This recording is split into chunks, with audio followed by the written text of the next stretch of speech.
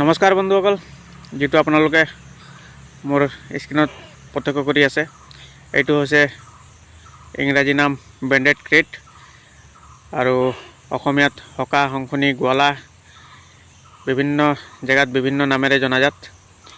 এইটো ভাৰতবৰ্ষত পোৱা অন্যতম বিষাক্ত সাপৰ ভিতৰত পৰে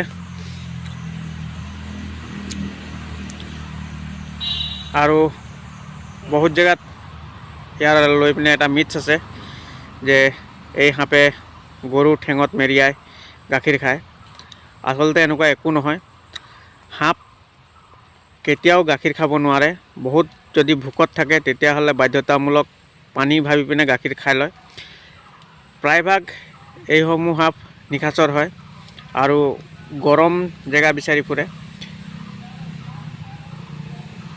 ইহঁতি কোল্ড ব্লাডেড হয়।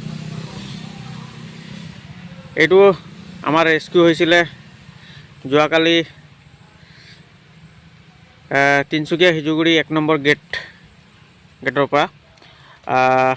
অৰূপ চাংমাই নামৰ ব্যক্তি এগৰাকী আমাক ফোন কৰিছিলে আৰু আমি গৈ পিনে ৰাতি প্ৰায় 10টা বজাত ইয়াক উদ্ধাৰ কৰি আনিছিলোঁ আৰু এতিয়া মই ইয়াক বনাঞ্চললৈ লৈ আহি মেলি দিছোঁ আৰু নিজৰ বাসস্থান পাই পিনে সুৰক্ষিত হৈ থাকিব আৰু আমাৰ পৰ্যাবৰণো সুৰক্ষিত হৈ থাকিব। আপোনালোকৰ পৰা এটাই অনুৰোধ যে এই ধৰণৰ বন্যপ্ৰাণী কেতিয়াও নামাৰিব বা নিজে ধৰিবলৈ চেষ্টা নকৰিব। প্ৰশিক্ষণ প্ৰাপ্ত যদি নহয় তেনেহ'লে তেনে ব্যক্তিক ধৰিবলৈও নিদিব,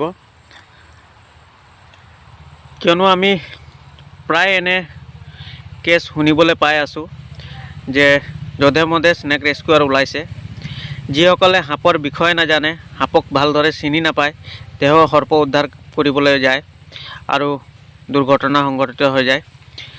সেয়েহে পৰিয়ালসমূহ নিজৰ সুৰক্ষিত ৰাখিবৰ বাবে সকলোলৈ অনুৰোধ যে কোনো সৰ্পক চুবলৈ, ধৰিবলৈ বা উদ্ধাৰ কৰিবলৈ নাযাব যদিহে আপুনি প্ৰশিক্ষণপ্ৰাপ্ত নহয়, কিয়নো সৰ্পৰ বিষয়ে যদি আপুনি চিনাক্তকৰণ কৰিব নোৱাৰে তেনেহ'লে বিপদত পৰিব পাৰে।